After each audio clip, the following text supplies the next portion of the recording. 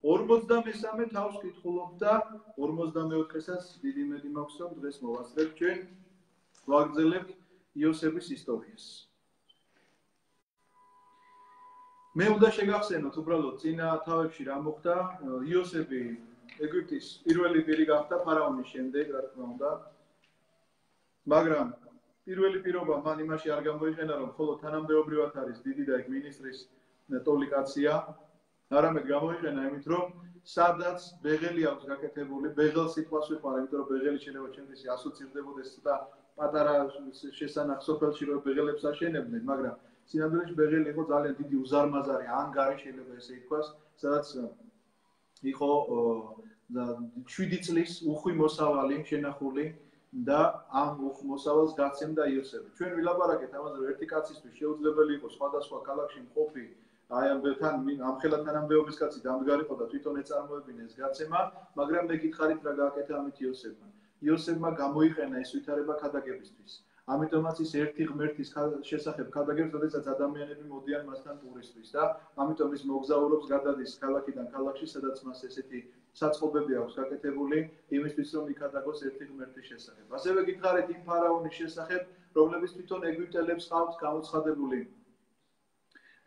როგორც ერეტიკოსი, რა საინტერესოა, რა ეგვიპტელებმა გამოაცხადეს ერეტიკოსად, იმიტომ რომ ერთ ღმერთს აღიარებდა. და ეს გავლენა საიდან ქონდა, რა თქმა უნდა, იოსებისგან. ეს გახლავთ პერიოდი თქვენთვის კარგად ცნობილი ეს ფარაონი საერთოდ არ არის ცნობილი. იმიტომ რომ ეგვიპტელებმა ძალიან მიჩქმალეს მისი ისტორია, რადგანაც ერეტიკოსად მიიჩნევდნენ მას, რომ ერთი ღმერთის ამღიარებელი იყო. მაგრამ კარგად იცით თქვენ მისი ისტორია საიდან? მისი ცოლი იყო ცნობილი ნეფერტიტი, რომლის ქანდაკებაც არის შემორჩენილი და ყველასთვის ცნობილია ეს მისი სახე ძალიან კარგად არის შენახული. თუ როგორ გამოიყურება, ყველას გეკნებათ ალბათ ნანახი ეს ნეფერტიტი, ესეთი მაღალი გრძელი ყელით რომ არის ადამიანი. ამიტომაც ნახეთ იოსები იყენებს ამას ქადაგებისთვის, როგორც უკვე მოგახსენეთ.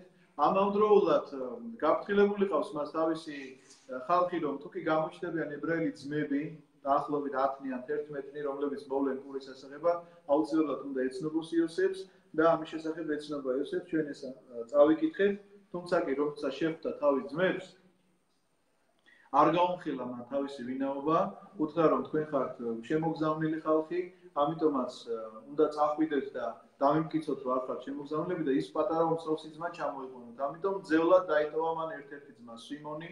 თუ გახსოვთ ამის შესახებაც ვილაპარაკეთ, რატომ სიმონი და არა სხვა ძმა, იმიტომ რომ ლევი და სიმონი დააშორა მეთქი.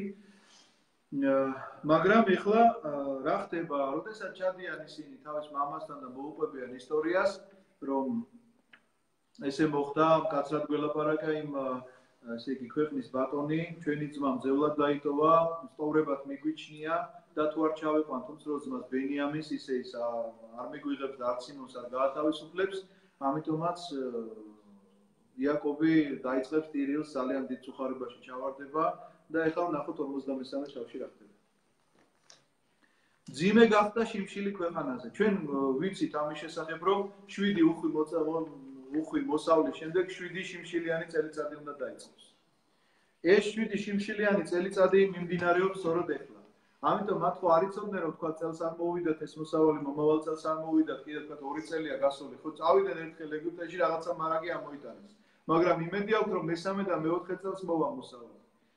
არ მოდის ეს მოსავალი და კვლავ იძულებულები არიან რომ ეგვიპტეში უნდა წავიდნენ. თუმცა კი წინ უძღვის მას რაღაც ისტორია და ამიტომაც ვკითხულობთ ეხლა ამ დროს. ძიმე გახდა შიმშილი ქვეყანაზე, როცა შეჭამეს მთელი პური ეგვიპტიდან რომ ჰქონდათ ამოტანილი, მამამ უთხრა მათ გაბრუნდით კიდევ და გვიყიდეთ მცირედი საზრდო. ნუ მამა იაკობია ამ შემთხვევაში. უთხრა მას იუდამ, კაცრად გაგვაფრთხილა იმ კაცმა, თვალით არ დამენახოთ თუ თქვენი ძმა თქვენთან არ იქნებაო.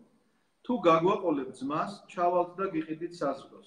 თუ არ გაგვაყოლებ, ვერ ჩავალთ, რადგან გითხრა იმ კაცმა, თვალით არ დამენახოთ თუ თქვენი ძმა თქვენთან არ იქნებაო. მე მინდა გითხრათ ესეთი რამ, რომ იუდასა და რუბენს შორის არის აქ ყოველთვის საუბარი. გახსოვთ წინათავე ესე დავამთავრეთ, რომ რუბენმა უთხრა, რომ გამატანე ბენიამინიო და თუ ცოცხალი ვერ ჩამოგიყვანეო, მაშინ 2 ჩემი შვილი მოკალიო.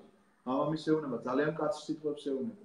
აქ ეხლა იუდა ელაპარაკება. რატომ? იმიტომ რომ რუბენი უფროსი იყო ყველაზე და მასზე დიდი პასუხისმგებლობა იყო და იოსები მის ხელში კი უარა თქვა და არ გავყიდოთ ძმაო რუბენი უარზე იყო მაგრამ ვერ გაუწია წინააღმდეგობა 9 ძმას და იოსების გაყიდვა მაინც მოხდა ეს ისტორია გახსოვთ თუმცა კი ძმებმა ვერ მოასწრეს მისი გაყიდვა და სხვებმა იპოვეს ის ამ ორმოში მაგრამ ეხლა ვნახოთ იუდასთან რატომ არის ესეთი დიალოგი იმიტომ რომ იუდა ძმებს შორის ითვლებოდა როგორც ყველაზე ავტორიტეტულად ნახეთ მე ყოველთვის მაკვირებდა იმიტომ რომ აქ მკაცრად არის განსაზღვრული იერარქია ყოველთვის ბიბლიაში რომ უფროსი ძმა თავის ადგილას დგას მე შემდეგი თუ თქვა სიტყვა არის საკმელი იმისმა შემდეგმა უნდა თქვას იუდა რუბენის შემდეგი არ არის მაგრამ იუდაზე რატომღაც განსაკუთრებულ იმედებს ამყარებენ რატომ იმიტომ რომ ნახეთ ჩვენ აღმოჩენილ ვართ რაღაცა გარკვეულ სიტუაციაში აი მაგალითად მინდა გითხრათ რომ რაც რამდენიმე მღვდელმა მიმოგზაურეთ წავედით თქვათ რაღაცა წმინდა ადგილების მოსალოდზე. რა თქმა უნდა ეხლა ორ გზის გასაყარზე რო დგავართ მარჯვნივ უნდა წავიდეთ თუ მას ყველას თავისი აზრი გააჩნია. მე რა რომ ამ რამდენიმე კაცი მღვდელი ვარ და ყველა ერთნაირი უფლებები ვსარგებლობ. ხო ძმები ვართ ერთმანეთის. ამიტომაც ეს თავისთავად კი არ ხდება რომ ვიღაცამ ავირჩიეთ და უთხარით რომ აბა შე როგორც გადაწყვეტ ესე იქნება. რაღაცნაირად კენჭი კი არ ვყარით. ეს ისე თავისთავად ხდება რომ ჩვენ შორის ავტორიტეტული თავისთავად როგორც იტყვის ყველა ვითანხმებით რომ ხო კი რახან ასე ამბობს მომო იქეთ წავიდეთ და არც ერთი არ ვათანხმებთ ამას რომ რატო ამის ნათქვამზე წავიდეთ და რატო ჩემს ნათქვამზე არა ან რატო სხვა მღვდლის თქვა 7 თუ 8 მღვდელი ვზივართ ხო და ის რომ ამბობს არა აქეთ წავიდეთ ძმებო ყველამ თანა ხო მამა თქვა წავიდეთ რა ის მამა ვარ არის მეორე მესამე მეოთხე ეს თავისთავად რას ნიშნავს იცით რომ არსებობს რაღაცა განსაკუთრებული რომელსაც სულიერად გრძნობს რომ მას მეტი აქვს შენზე ან გამოცდილება მიუხედავად იმისა რომ შეიძლება ასაკით პატარა იყოს ან მეტი აქვს შენზე განათლება ან მეტი აქვს შენზე სულიერება იმიტომ რომ ლოცველი იყოს შეიძლება ან მეტი აქვს შენზე თუნდაც ამ გზაზე სიარულის გამოცდილება რომ იცის ახლა მარჯვნივ უნდა გადავხიოს და მარცხნივ ეს თავისთავად ესეთი ამიტომაც იუდა ესეთი იყო ძმებს შორის ამიტომაც რუბენის შემდეგ იუდა არ იყო, მაგრამ იუდას განსაკუთრებულად ძმები ენდობოდნენ. მაგრამ იუდას გახსოვთ ცალკე რო წავიდა საცხოვრებლად. იმიტომ რომ სინდისი აწუხებდა იოსების გაყიდვის გამო, მას თავის ძმებთან ერთად ცხოვრება აღარ შეეძლო, ძმები და თითქოს იუდა განცალკევდნენ ერთმანეთისგან და ერთმანეთს ადანაშაულებდნენ. ამიტომაც 52 თავის დასასრულში რუბენი ელაპარაკება ბენიამინის გატანაზე ახლა იუდა. იმიტომ რომ ძმებს შორის ავტორიტეტები ვინც არიან ერთი იერარქიულად, მეორე თავისი ავტორიტეტით, სწორედ ისინი მიდიან მამასთან, იმიტომ რომ მამა ამ ორ ადამიანს ენდობა როგორც ჩანს. თუმცა კი რუბენს ძალიან დიდი დანაშაული აქვს ჩადენილი მამის წინაშე და ფლად ნდობას არ იმსახურებს. უთხრა ისრაელმა, რად მიბოროტეთ, რად გაუმხილეთ იმ კაცს რომ კიდევ ყავთ ძმა. მე კიდევ ერთ რამეზე მინდა მიგაქცევიოთ ყურადღება რომ იაკობის სახელით ჩდება ხან იაკობი, ხან ისრაელი. ისრაელი რო დაერქვა ჩვენ რა წავიკითხეთ და რატომ დაერქვა ამის შესახებაც ვილაპარაკეთ მაგრამ საინტერესო რა არის რომ აბრაამსაც ხო გადაერქვა სახელი მას ერქვა აბრამი და დაერქვა აბრაამი როგორც კი ღმერთმა დაარქვა მას აბრამი ვერსად ვეღარ ნახავთ რომ აბრამად იწოდებოდეს ის ყველგან წერია აბრაამი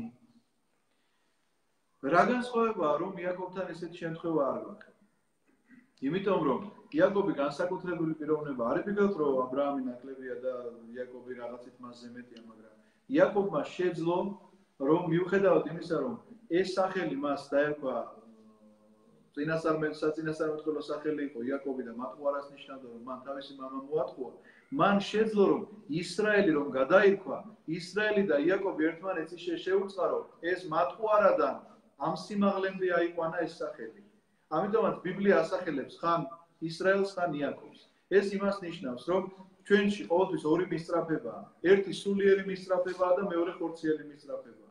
ამიტომაც რო წარმოვიდგინოთ ისრაელი თუ არის სულიერი მისწრაფება და იაკობი ხორციელი მისწრაფება, ამ ადამიანმა შეძლო ამის ისე მოთხოვა, ანუ გონებით მართვა თავისი გრძნობებისა და ემოციებისა, ანუ სულით მართვა თავისი ხორცისა ისე შეძლო, რომ ის ბიბლია ხან ისრაელს ამბობს და ხან იაკობს ამბობს.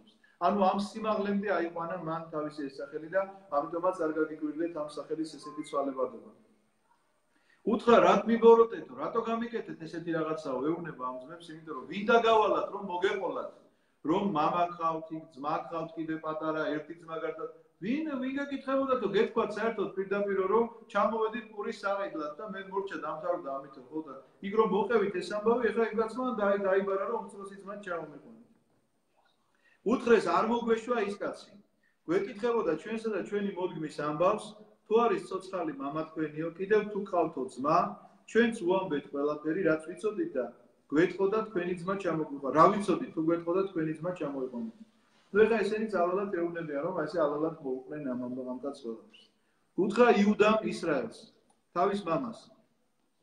გაგვატანეთ მაწვილი. ავდგებით და წავალთ რომ ცოცხლები დავრჩეთ და არ დავიხოცოთ. შიმშილისგან დახოცვაზე ლაბორატორია. არც ჩვენ და არც ჩვენ და არც ჩვენი წვრილშვილი. მე ჩავიბარებ და მევე მომკითხე.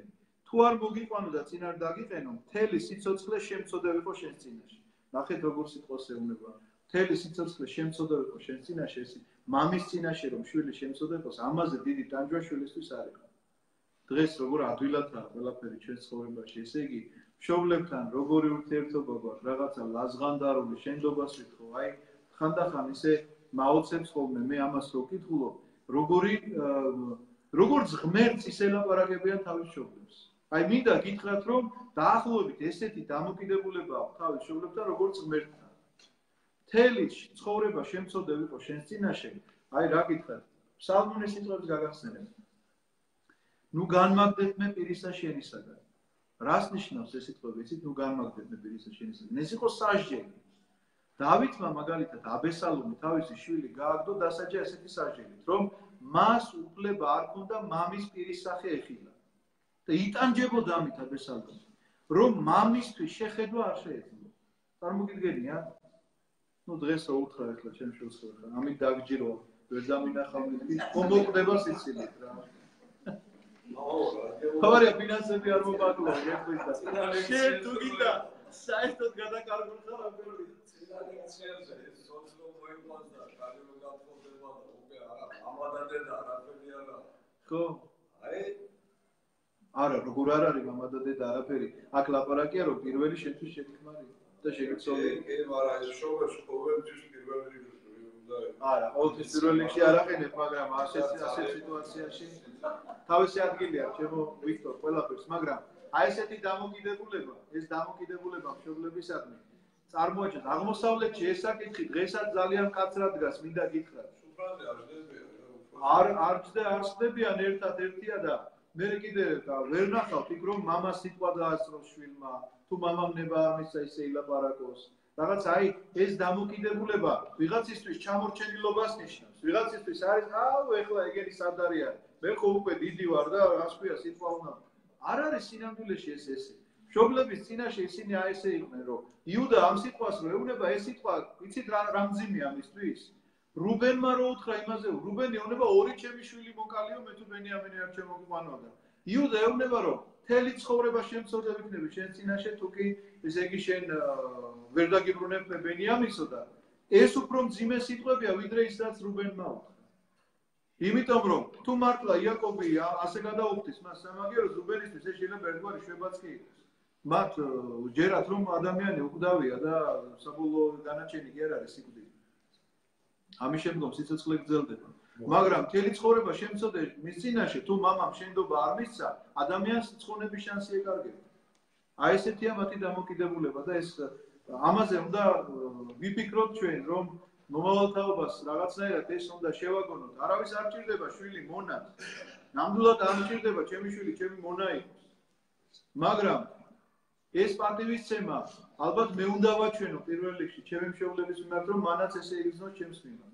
და არავითარ შემთხვევაში არ შეიძლება ეს რაღაცა ლაზღანდარული დამოკიდებულება მშობელთან მიმართ და არ შეიძლება უყურადღებობა მშობლების მიმართ. ასე რომ ვისაც ყავს მშობლები ჯერ კიდევ უნდა გაითვალისწინოთ ამის შესახებ. მე ჩავიბარებ და მევე მომკითხე. ნუ ეს გითხარით, მთელი სიცოცხლე შემწოდევიყო შენ წინაშე. რომ არ დაუყოვნებულიყავით, ანუ შენ რომ არ გაგეჩერებინეთო.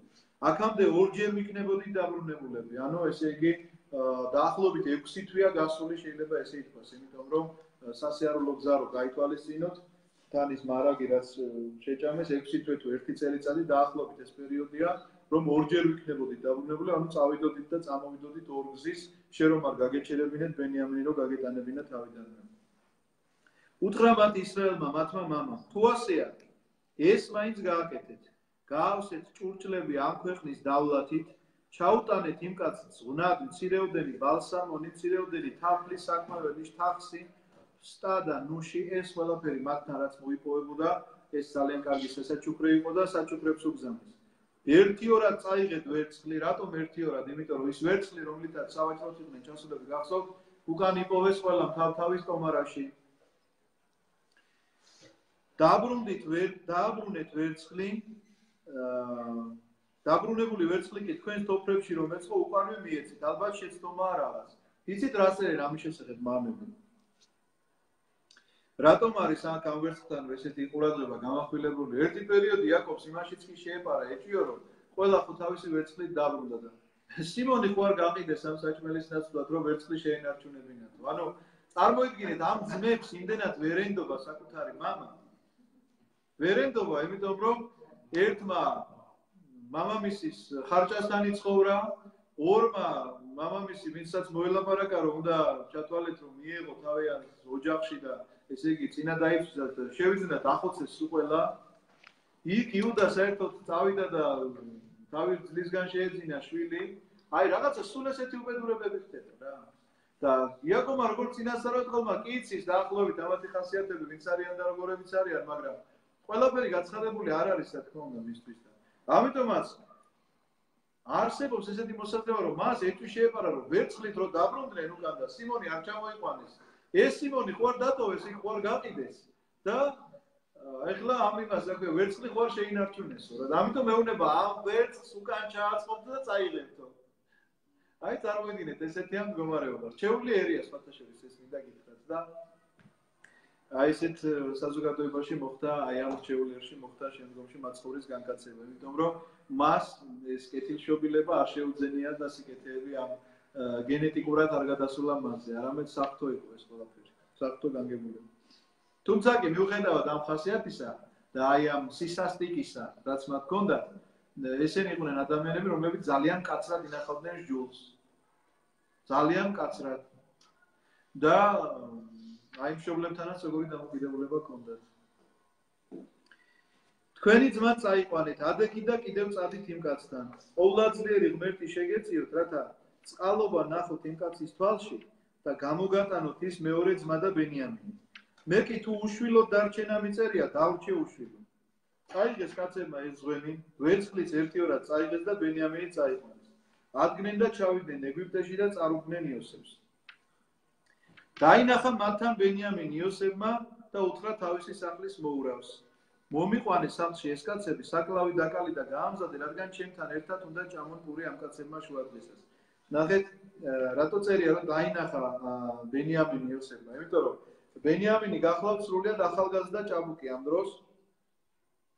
ახალგაზრდა ჭაბუკია და ძალიან ახალგაზრდა იყო დედამისი რაქელი, როდესაც გარდაიცვალა ბენიამინზე მშობიარობისას და ის გავდა ძალიან დედას და იოსებს დედა ძალიან უყვარდა და მიამსგავსა მან თავის საკუთარ დედას ეს და ნუ აქ ჩვენ წავიკითხავთ ეხლა რომ ის რამდენჯერმე ატირდება ცალკე ოთახში გავა და ატირდება იმიტომ რომ ამას ხედავს და მას დედა ძალიან უყვარდა ამ ისტორია შეგახსენებთ როდესაც ესავთან პირველი შეხვედრა მოხდა ის გამოვიდა და წინ გადაეფარა დედას რაც სრულიად მიუღებელი იყო მათი კანონებით ჯერ დედა უნდა მისალმებოდა და მერე შვილი უნდა მისალმებოდა ბიძას მაგრამ მას თავის ამ ყაჩაღ ბიძაში ეჭვი ეპარებოდა რომ თავისი ლამაზი დედა არ მოეტაცებინა და რამე უბედურება არ ექნა და ამიტომ წინ გადაუდგება დედას ფაქტიურად გადაეფარება მაშინ ის 17 წლისაა სულ ახალგაზრდა მაწვილია და ესეთ გაბედულებას გამოიჩენს საკუთარ ყაჩაღ ბიძასთან და ეხლა ამ შემთხვევაში დაინახა ბენიამინი რომელიც ძალიან გავს რაქელს და რა თქმა უნდა გული აუჩვილდა და ეუბნება თავის სახლის მოურავს მომიყვანე სახლში ეს კაცები საკლავი დაკალი და გაამზადე რადგან ჩემთან ერთად უნდა ჭამონ პური ამ კაცებმა შუადღეს ისე მოიქცა ის კაცი რატომ წერია რომ თავის სახლის მოურავს ეუბნება და მერე წერია ის კაცი განმარტებლები პირდაპირ წერია რომ ეს კაცი იყო სინამდვილეში მისი შვილი მანასე რომელსაც ქვია სახელად მანასე ჩვენ ხო გახსოვთ ვილაპარაკეთ რომ იოსებს ქორწინებაში ეგვიპტეში შეეძინა ორი ბიჭი იოსები და მისა მანასე და ეფრემი მანასე უფროსია, ეფრემი უმცროსია და მერე როდესაც მოხდება ამ შვილების კურთხევა იაკობის მიერ, ჩვენ ნახავთ თუ როგორ შეიძლება მათი უფროს უმცროსობა, ისევე როგორც იაკობის და ესავის უფროს უმცროსობა შეიცვალა. ისე მოიქცა ის კაცი, ანუ მანასე გულისხმობ თამაში, როგორც იოსებმა უბრძანა. მოუყვანა კაცმა ეს კაცები იოსებს სახლში. შეეშინდათ ამ კაცებს, იმიტომ რომ ვერ გაიგეს ახლა როდის იყო რომ სადღაცას ქვეყანაში ჩადიოდი და პირველი პირი გეპატიჟებოდა თავის იმასთან, პურმარებზე კაცი. ხო არ ხდება ეს ამბავი ესე არა? შეეშინდათ ბუნებრივია რომ რაღაც არაბუნებრივი ხდება მათთვის. შეეშინდათ ამ კაცებს იოსების სახლში რომ მიიყვანეს, თქვენს იმ ვერცხლის გამო მოგვიყვანეს, ალბათ მაშინ რომ ვაშკარანებში ჩაგვიდესო, ანუ მაშინ რაც უკან ჩაგვიდესო ამ ვერცხლის გამო და თავს დაგვესხმია რომ დაგვიმონონ და ჩვენ სახედრებსაც დაეპატო. ანუ შეშინებული კაცის ლოგიკა გახლავთ ასეთი სულელები. აი მეც ვერაფერს ვერ ვიტყვი ამაზე რა. და რატომ ახლა ნახეთ. თუ თავზე დასხმა უნდა იოსებს, ამ ხალხის დატყვევება და დამონება უნდა. სახლში წაყვანა რატომ და ქუჩაში ვერ დაიმონებს? ეგვიტის მართველია კაცი. ჯარიც მასე მორჩილება. ისიც რა ქვია, გვარდიაც და რა ვიცი, ყველაფერი. თუ ამათი ახლა 12 კაცის რამდენია 11 ძმა არის, ხო ერთი კაცი დატყვევებული, 10 ძმა არის. ამათი დატყვევება უნდა და ამიტომ სახლში უნდა შეიტყოს და იქ დაესწრას. ამიტომაც ნახეთ, შეშინებული კაცი ვერასდროს ვერ ღებულობს სწორ გადაწყვეტილებას. სისულელეს ლაპარაკობს. მიადგნენ იმ კაცს იოსების სახლის მოურავს და დაელაპარაკნენ სახლის შესასვლელთან. მანასეს ელაპარაკებია. მანასემ რა თქმა უნდა იცის ამათი ენა. მაგრამ არ უმხელს, იმიტომ რომ იოსები ბუნებრივია ასწავლიდა მშობლიურ ენას. ჩვენგან განსხვავებით, ჩვენმა შვილებმა მოსკოვში არ იციან ქართული ენა და ძალიან გულიმწყდება. უთხრეს, გევედრებით ბატონო, ჩვენ წინათ ჩამოვსულ ვართ პურის საყიდლად. ანუ თავს ახსენებენ ახლა მანასემ ისედაც იცის, მაგრამ მაინც ახსენებენ თავს. ღამის გასათევში რომ მივედით, თავი მოხსენით ჩვენს ვაშკარანებს და ვხედავთ, ვაშკარანის პირზე დევს თითეულის ვერცხლი უკლებ. ახლა გიბრუნებთ ჩვენი ხელით. ანუ ეს შეშინებულები არიან, რომ ვერცხლს გიბრუნებთ, რომ არ დაგვიმონოთ ამის გულისთვის. სვა ვერცხლი წამოვიღეთ ჩვენი ხელით პურის საყიდლად. არ ვიცით, ვინ ჩაგვიდო ის ვერცხლი ვაშკარანებში. უთხრა მათ, მშვიდობა თქვენ და ნუ გეშინიათ, თქვენმა ღმერთმა მამა თქვენის ღმერთმა ჩაგიდოთ განძი ვაშკარანებში, მომივიდა თქვენი ვერცხლი და გამოუყვანა მათ სიმონი, ანუ ის მე-12 ძმა, რომელიც იქ იყო დატოვებული, გამოუყვანა და ეუბნება რომ აბატონო, ის ვერცხლიც თქვენმა ღმერთმა გაჩუქათ უკანო და ეს თქვენი ძმა წაგერ არის ცოცხალი და უნებელი რომ დამშვიდებულიყვნენ, იმიტომ რომ სიმონი ცოცხალია თუ არა, ხო არ იციან, იქნება და მოკლეს კაცო ეს სიმონი. ეხლა ხედავენ რომ სიმონი ცოცხალია, ეს კაციც ეუბნება, ნუ გეშინიათ, არაფერი არ იქნება. შეიყვანა კაცმა ეს კაცები იოსების სახლში. მისცა მათ წყალი ფეხის დასაბანად და სახედრებს საკვები დაუყარა. მოამზადეს ძღვენი, ვიდრე იოსები მოვიდოდა შუადღისას, რადგან გაიგეს რომ აქ უნდა ეჭამათ პური. მოვიდა იოსები სახლში და მიართვეს მას ძღვენი საკუთარი ხელით და მიწამდე თაყვანისცეს. აი სიზმარი თუ არა ხდა, რომელიც იოსებს ახალგაზრდობაში შეძინა და ამ სიზმრის გამო გაყიდეს სწორედ ძმებმა და გამოაგდეს თავის სახლიდან. მაგრამ ახლა იმით რომ ნახეთ, მიწამდე თაყვანისცეს. 11-ვე ძმა მიწამდე თაყვანისცა იოსებს. იოსებს რა თქმა უნდა მაშინვე გაახსენდა ეს სიზმარი. მომზადეს ძღვენი, ის ძღვენი, რომელიც იაკობმა უთხრა, რომ რაც იქ მოსავალი ჰქონდათ, ის მოსავალი უნდა აეკრიფათ. მოიკითხა იოსებმა ისინი და უთხრა, ხომ მშვიდობით არის მოხუცი მამა თქვენი, ვიზეც მელაპარაკებოდით. ხომ ცოცხალია ჯერაც. უთხრეთ, მშვიდობის არის შენი მორჩილი მამა ჩვენი, ჯერაც ცოცხალია. მუხლი მოიყარეს და თაყვანისცეს, მეორედ უკვე, აი მეორე სიზმარიც. ორჯერ ხორდა ეს სიზმა, ხო გახსოვთ? აიხედა იოსებმა და დაინახა თავისი ძმა ბენიამინი. აი აქ დიდი შეცდომა არის იოსების. ნახეთ. უთხრეს, ძმები პასუხობენ, მშვიდობით არის შენი მორჩილი მამა ჩვენი. და იოსებმა ეს არ გააპროტესტა. აიხედა იოსებმა და დაინახა თავისი ძმა ბენიამინი, თავისი დედიშვილი და იკითხა, ეს ხომ არ არის თქვენი უმცროსი ძმა, ვიზეც მელაპარაკებოდი და თქვა, წყალობდეს ღმერთი ჩემო შვილო. ჯერ ერთი იაკობი იოსების მონა არ არის. მერე მეორე ბენიამინი მისთვის შვილი არ არის. ამიტომაც მე გითხარით, რომ როდესაც ადამიანი განსაკუთრებულ სულიერ სიმაღლეზე იმყოფება, მას ყველაზე მკაცრად მოეკითხება თითოეული სიტყვა, რომელსაც ის არასწორად წარმოთქვამს. მას უნდა ეთქვა, რომ ესენი კაი ბატონო თაყვანისცეს და გასაგებია, მაგრამ შენი მორჩილი ჩვენი მამაო რო ეუბნები უნდა ეთქვათ, ნუ მამა თქვენი ჩემი მორჩილი არ არის. უნდა ეთქვა. ამიტომაც იოსები ამის გამო დაიჯება და ის ყველაზე ახალგაზრდა მოკვდება თავის ძმებს შორის. ყველაზე ახალგაზრდა. პირველი მოკვდება 12-დან. არის მე რამდენი ძმა, სადღაც მე-10-ია მეგონი. მაგრამ მოკვდება ყველაზე ახალგაზრდა, იმიტომ რომ მას არ ქონდა ამისი უფლება ბენიამინისთვის შვილი ეწოდებინა და იაკობისთვის, რომელიც არის პატრიარქი და რომელიც არის წინასწარმეტყველი, ეწოდებია მისთვის მისი მორჩილი. ვეღარ მოიწმინა იოსებმა, რადგან გულღვიძლი დაეწვა თავისი ძმის გამო, ანუ ბენიამინს უყურებდა რაქელს ამსგავსებს ძალიან, ტირილი მოუნდა, გავიდა თავის ოთახში და იქ ატირდა. დაიბანა პირი, გამოვიდა, გაიმაგრა გული, თქვა, მოგვიტანეთ საჭმელი. გაიმაგრა გული, ხო იცით რასაც ნიშნავს. ხანდახან ხო არის რომ გეტირება კაც, მაგრამ გული უნდა გაიმაგრო და არ იტირო, რომ არაჩვენე. წრემლი და ტირილი კი არ არის. ეს რა ქვია, სირცხვი. ხანდახან არის რომ თუ შენ ატირდები, ეხა ისედაც სასოწარკვეთილი თუ ადამიანი და შენს მასთან ერთად ტირებს დაიწყებ, შეიძლება იფიქროს რომ საერთოდ აღარაფერი აღარ გვეშველებაო და პირიქით გულის გასამაგრებლად შენ მაგრად უნდა დადგეთო. შეიძლება შენ ამ დროს იმაზე მეტად გეტირებოდეს, ვის სამოგეშებლათაც ხარ მისული, მაგრამ გაიმაგრა გული რომ კიდე არ აუჩვილდეს გული და არ გაამჟღავნოს დროზე ადრე თავისი თავი. ყველაფერს ამას ასაც აკეთებს იოსები, მხოლოდ ერთ რამეს ემსახურება.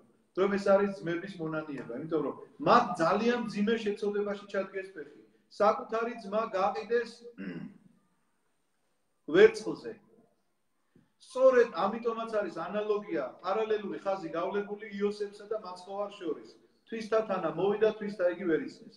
ვერცხლად გაყიდეს იესო ქრისტე, ვერცხლად გაყიდეს იოსები.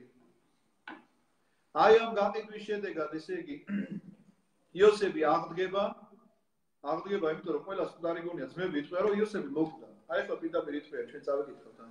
იოსები მოკვდა და იოსები გაცხადება, მე ვარ იოსები. როგორც მაცხოვარი იესო ქრისტე გაცხადება და ეტყვა, რომ მე აღვდექი, რატომ ეძებ საფლავში, მე აღვდექი მკვდრეთით, როდესაც ის ახარებს ებრაელებს. თუმცა კი არ ღებულობენ ამას, რა თქმა უნდა, ებრაელები დღემდე. მიიღეს მოციქულებმა და მიიღეს მერე მორწმუნე ადამიანებმა, ვისაც ჯერა მკვდრეთით აღდგომისა. მოუტანეს საჭმელი მას ცალკე და მათ ცალკე. რას ნიშნავს მას ცალკე და მათ ცალკე? ეგვიპტელებს ეკრძალებოდათ ებრაელებთან ჭამა და პირიქით ებრაელებსაც ეკრძალებოდათ ეგვიპტელებთან ჭამა. ამიტომ იოსებმა რა თქმა უნდა ეს მათი ტრადიცია კარგად იცოდა და თავის თავზე და ვითომ მე ეგვიპტელი ვარ და თქვენთან ერთად არ შევჭამა.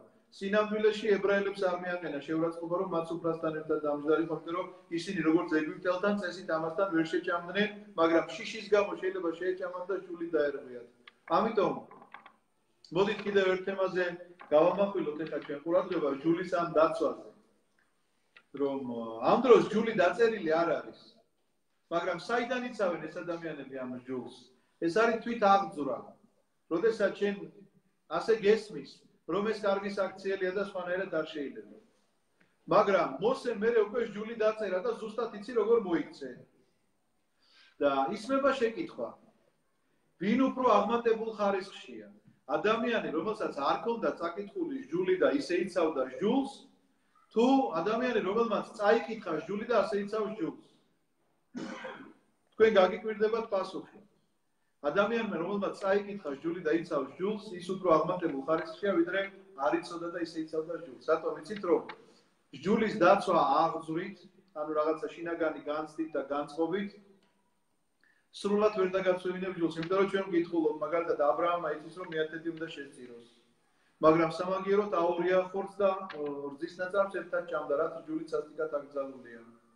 იაკობმა მაგალითად იცის, რომ ჟული მსხვერპლი როგორ უნდა შეწიროს. მაგრამ სამაგიეროდ ორი დამოიყვანა ცოლად, რაც ჟულით ასევე აკრძალული იყო, არ შეიძლება ორი დის შეერთვა ერთი კაცის მიერ. ასევე შეიძლება უამრავი მაგალითი დავასახელოთ, ჩვენ რომ რაღაცას იცავს, რაღაცას ვერ იცავს. ამიტომ რითია უპირატესი ადამიანი, რომელმაც იცის ჟული, წაკითხული აქვს ჟული. მაგალითად იცის, რომ დილით უნდა წაიკითხო დილის ლოცვები, საღამოთი უნდა წაიკითხო საღამოს ლოცვები. შენ თუ ამას აკეთებ, მოდი ახლა კაი ხასიათზე ვარ და წავიკითხავ. წაიკითხავ. თუ არ ხარ ხასიათზე არ წაიკითხავ. მაგრამ როდესაც ჟულით იცი, რომ ეს წასაკითხი გაქვს აუცილებლად და კითხულობ ამას და ასრულებ ამ ჟულს, რა თქმა უნდა, უფრო წინ დგები. ამიტომაც ერთი აღძვრითი მოქმედება, როდესაც ადამიანი რაღაცა აღიძვრება, რაღაცა მასში აღძრას, თუნდაც ის რომ ეს როგორ იცეობდნენ მამები, აქ თუნდაც რომ არ სხდებოდნენ ერთ სუფრასთან წარმართებთან ერთად, ესეც საინტერესოა, ისეც უნდა იცოდეს ხოთაშორის რომ ყველა ადამიანი თქვენ სუფრასთან არ უნდა დასვათ და არ თქვენ უნდა მიუჯდეთ ყველა სუფრას. არ შეიძლება. იმიტომ რომ გააჩნია სუფრას. სუფრას სადაც შეიძლება რაღაცა ისწავლო, სუფრას სადაც შეიძლება რაღაცა მეგობრებთან ერთად აზრები გაუზიაროთ ერთმანეთს, ნამდვილად მშვენიერი და კარგია. მაგრამ სუფრად სადაც კრეხელობა, სუფრად სადაც შენთვის აკრძალული რაღაცები არ უნდა მიუჯდე. მაგალითად, კაცად არის აკრძალული ყველანაირი სისხლიანი საკვების ჭამა. დღევანდელ დღეს ეს ძალიან მოდაშია. ეს სისხლიანი ძეხვები, სისხლში შემწვარი ესე და ესე გაკეთებული და ისე გაკეთებული. ეს იცოდეთ რომ ძალიან დიდი დარღვევაა ჯულის. ძველ აღთქმაში კი არა მარტო. ახალი აღთქმის კანონებშია პირდაპირ. ამიტომ არ უნდა მიუჯდე რა თქმა უნდა ასეთ სუფრას და არც ისეთ ადამიანებთან არ უნდა მოინდომო ურთიერთობა, სადაც კრეხელობაზე ლიდის ლაპარაკი, უზნეობაზე, ეკლესიის და სასულიერებლების ლანძღვაზე და ასე შემდგომ. არ არის სასურველი იცდომა. კარგი გავაგზავნე. მოუტანეს საჭმელი მას ცალკე და მათ ცალკე, როგორც გითხარით, ცალ-ცალკე დასწრე. მასთან ერთად მეინახო ეგვიპტელებსაც ცალკე, რადგან არ შეეძლოთ ეგვიპტელებს ებრაელებთან ერთად ეჭამა პური. სიბილწედ რაც ხავდნენ ამას ეგვიპტელები. ანუ იოსები ამას თავის თავზე იბრალებს, რომ ვითომ მე ვარ ეგვიპტელი და ამიტომ თქვენთან ერთად ავჭამ საჭმელს. სინამდვილეში ძმებს არ არღვევინებს განოს. იმიტომ რომ მათ უარიციან იოსები იმას. დასხდნენ მის პირისპირ უფროს უმცროსობის მიხედვით. იერარქიულად ჯდებიან ძმები, ვინც შემდეგ არის იმის მიხედვით. გაკვირვებით გადახედეს ერთმანეთს კაცებმა. უგზავნიდა მათ იოსები თავისუფლიდან კერძს, ბენიამინის კერძი 5 ჯერ მეტი იყო სხვების კერძზე და სვეს და შეცვლნენ მასთან ერთად. ანუ იმდენად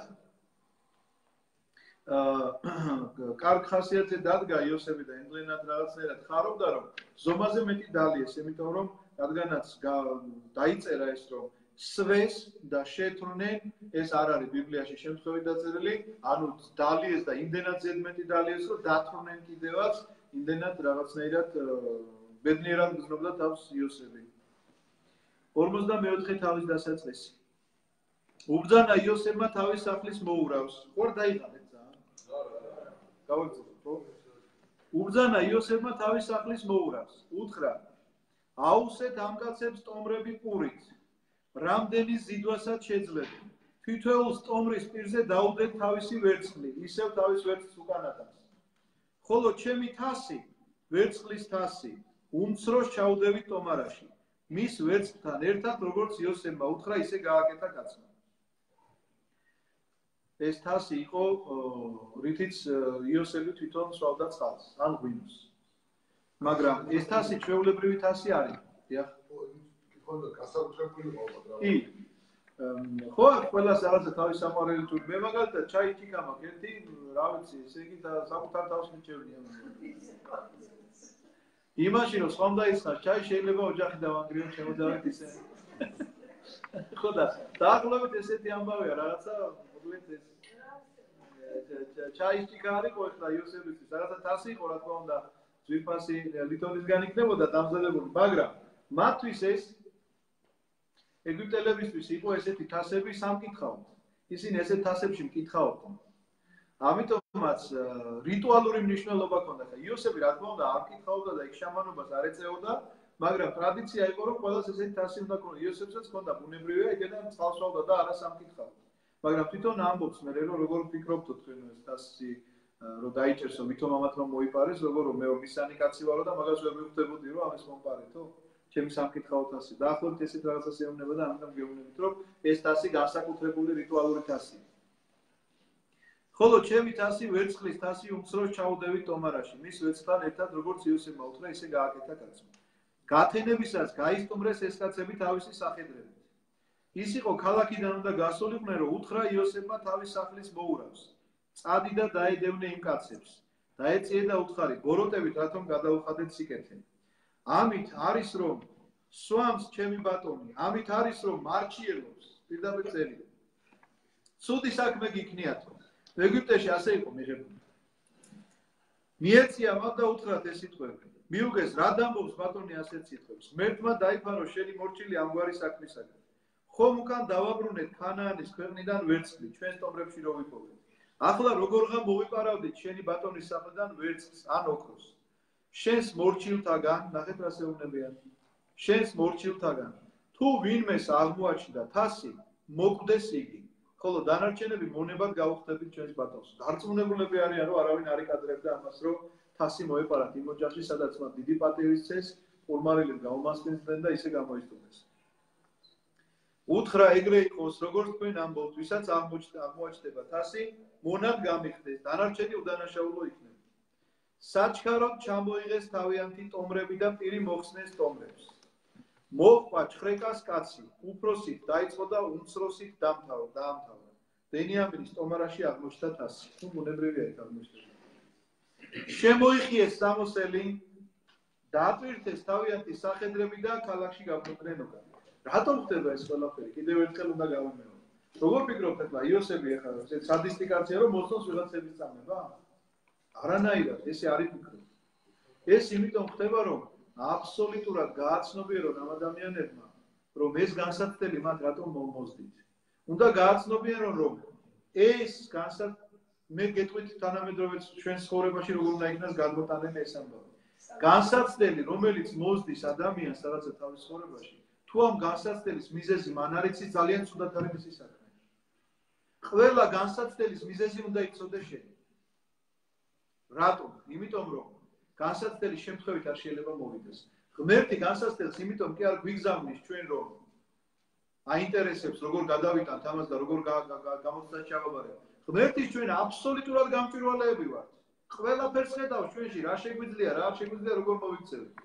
განსაცდელი მოდის შენთან იმიტომ რომ შენ სრულყოფილებისკენ წახვიდე განსაცდელის გადალახვით რაღაცა კიდევ უფრო სრულყო შენს თავში ისე როგორც რაღაცა გამოცდას რომ აბარებ რა თქმა უნდა მეტი იცი ვიდრე გამოცდის ჩაბარებამდე იცოდი ხო მართალია იმიტომ რომ მოემზადი ამ გამოცდისთვის თუ არ მომზადებულ ხარ ისე გამოცდას ვერ ჩააბარე ნუ ის არ იწლება ხომ რო ის დავამთავრე ეკონომიკა ცელა რომ ყვებო ამიტომაც როდესაც ემზადები რაღაცისთვის რაღაც გამოცდისთვის რა თქმა უნდა უფრო მეტი იცი გამოცდის როდესაც დამთავრდება და დაწნარდები და როდესაც აღარ ღელავ და ჩაბარებულია გამოცდა უკვე გახსენდება რა წაიკითხე როგორ წაიკითხე შენთან ნელ-ნელა ლაგდება ეს ყველაფერი ამიტომაც განსაცდელი როდესაც მოდის ამ განსაცდელის გადალახვით შენ რაღაცა უფრო სრულყოფილებისკენ კიდე ერთი ნაბიჯი გავს გადადგმული მაგრამ მიზეზი თუ ვერ გაიგე განსაცდელისა აუცილებლად ეს განსაცდელი შენთან ან განმეორდება ან გაგრძელდება რატომ იმიტომ რომ ავადმყოფობის მიზეზი აი ექიმების სოფოს ხედავთ კიდე თუ არ ვინმე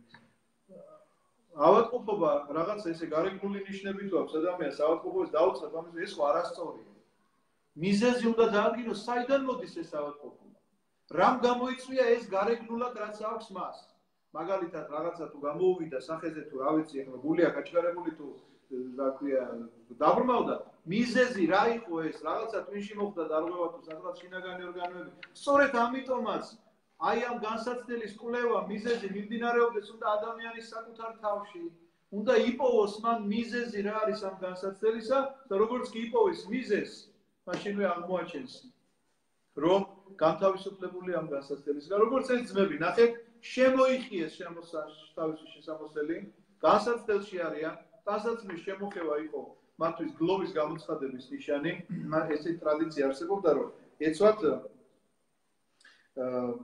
დაახლოებით ესეთი რო წარმოიგინოთ მაიკა ესე ზემოდან რო ჩამოსაცმელია ხო რომელსაც ჰქონდა ღილები დაახლოებით აქამდე ხო მუცლამდე და როდესაც გლოვიარობაში იყო ადამიანი ამას ესე გადაიგლეჯდა ხოლმე და ესე გადაგლეჯილი თუ დადიოდა ადამიანი ეს იმას ნიშნავდა რომ ეს ადამიანი გლოვიარ მდგომარეობაში იყო ნუ რატომ და რისთვის ახლა მშობელი გარდაეცვალა თუ ვინმე ახლობელი შეიძლება არ ცოდნოდა მაგრამ თვითონ ფაქტი გეუბნებოდა რომ ეს ადამიანი გლოვია სახარებაში გახსოვთ მათ ეს სახარებაში როგორ არის რომ ნუ აჩვენეთ თავს მარხულად რას ნიშნავდა ნუ აჩვენეთ თავს მარხულად ადამიანები ამას აკეთებდნენ ამას გაიგლეჯდნენ და ესე დადიოდნენ რომ ვითომ როგორი გლოვიარები არიან და ამ დროს შინაგანად არაფერს არ განიცდიდნენ გარეგნულად ჰქონდათ მხოლოდ ესე იგი გარღვეული პერანგი და გარღვეული პერანგი იყო სწორედ ამისი დასტურიდან ამათმაც რომ ეს გადაიგლიჯეს ნიშანია იმისა რომ გლოვიარებთ არიან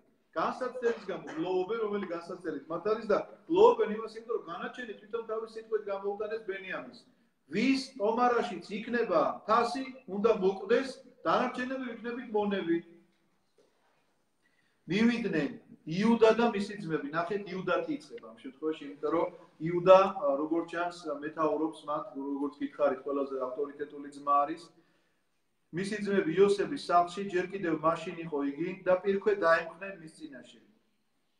ჯერ კიდევ შინ იყო იგი, მაშინ კი არა უკაცრავ. ჯერ კიდევ შინ იყო იგი, რა თქმა უნდა, იოსების სახლში ელოდებოდა, პირქვე დაემხნენ მის წინაშე. უთხრა იოსებმა, ეს რა გაგიკეთებიათ, როგორ ვერ მიხვდით, რომ ჩემნაირ კაცს მარჩილობის ძალად შესწევს.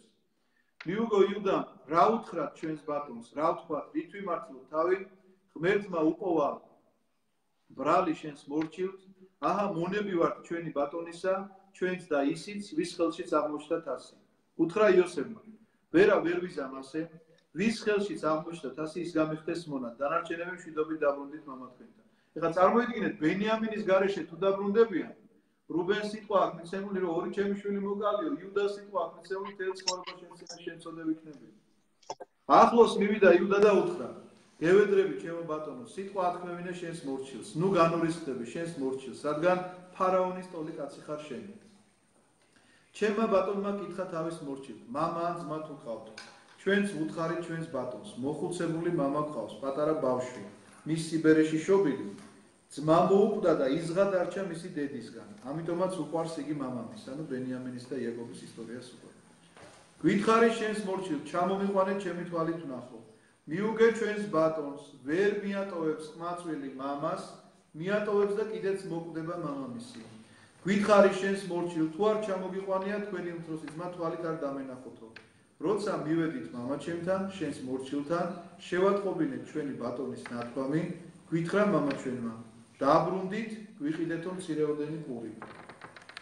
უთხარით, ვერ ჩავალთ უმცროსი ძმა, თუ ჩვენთან იქნება, მაშინ ჩავალთ, რადგან ვერ დავენახებით იმ კაცს, თუ უმცროსი ძმა ჩვენთან არ იქნება. მეორდება ეს ტექსტი, რაც ჩვენ უკვე ძალიან კარგად ვიცით და მე ხშირად მithქვამს თქვენთვის, რომ ბიბლიაში ყველაფერზე ისეთი ეკონომია კეთდება, რატომ უნდა გამეორდეს ტექსტი, რომელიც უკვე იცი? იმიტომ რომ ამას ძალიან დიდი მნიშვნელობა ენიჭება. რომ ეს ყველაფერი ნამდვილად ესე მოხდა სიტყვასიტყვით, ისიქით წავიდა, ესეკეთ წამოვიდა. გითხრა მამაჩემმა, შენმა მორჩილმა, თქვენ იცით, შენმა მორჩილმაო მეორე თუ მეორებს, ნახეთ, და აქაც იოსები ხმას არიღებს. გითხრა მამაჩემმა, შენმა მორჩილმა, თქვენ იცით, რომ ორი ვაჟი მიშვა ჩემმა ცოლმა. ერთი წავიდა ჩემგან, თქვი ხეცებმა დაგლიჯეს მეთქი, იოსებზეა ლაპარაკი და დღემდე აღარ ვინახავს იგი.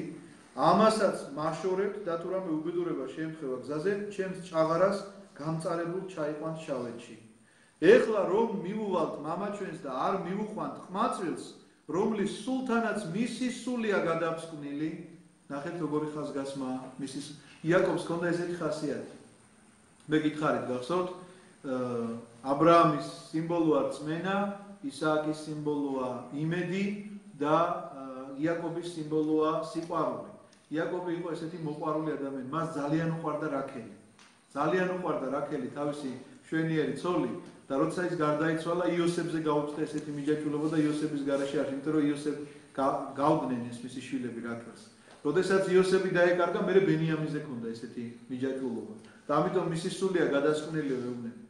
დაინახავს რომ არ არის ყმაწვილი და მოკვდება და გამწარებულ ჩავიყვანთ შენი მორჩილი მამაჩვენის, შენი მორჩილის ჭაღარას შავეთში. რადგან შენმა მორჩილმა ჩავიბარე ეს ყმაწვილი მამისგან და ასე უთხარი, თუ კან აღარ მომიყვანია, მთელი ჩემი სიცოცხლე შემწოდე ვიყო მეთქი, მამაჩემის წინაშე. ახლა დარჩეს შენი მორჩილი შენს მონად, ანუ საკუთარ თავს თავაზობს, ამ ყმაწვილის სანაცვლოდ, ყმაწვილი კი თავის ძმებს წაყვეს. როგორ მივიდე მამაჩემთან, თუ ყმაწვილი ჩემთან არ იქნება. ნუნც შევწრები ვარ უბედურებას, რაც მამაჩემს დაატყდება თავს. ნახეთ, ეს უკვე ნიშნავს იმას, რომ მიზანი მიღწეულია. რასაც ეხლა იუდა აკეთებს, ამას ქვია თავგანწირვა, მე კი არაფერი. ამას ქვია დანაშაულის გამოსყიდვა საკუთარი თავგანწირვით, იმიტომ რომ იუდა ეუბნება, მე ვრჩები მის მაგივრად. იუდას ხო არ მოუპარავს. მაგრამ იუდა რჩება მის მაგივრად. ოღონდაც ეს მაწვილი გაუშვი გაათავისუფლე, რადგანაც მამა ჩემისთვის ეს იქნება სასიკვდილო განაჩენი თუ კი საკართ ჩამოვა და ძალიან საინტერესოა იოსების რეაქცია, იმიტომ რომ იოსები ეხლა უკვე მათ გაუმხელს თავის თავს. აქამდე თუ არ უმხელდა მხოლოდ ამიტომ, იმიტომ რომ ძმების დამოკიდებულება ნახა, რომ მათ აბსოლუტურად გაიაზრეს ეს თავიანთი დანაშაული, ამიტომაც საკუთარ თავს თავაზობს იუდა და 45 თავი იწყება ესე.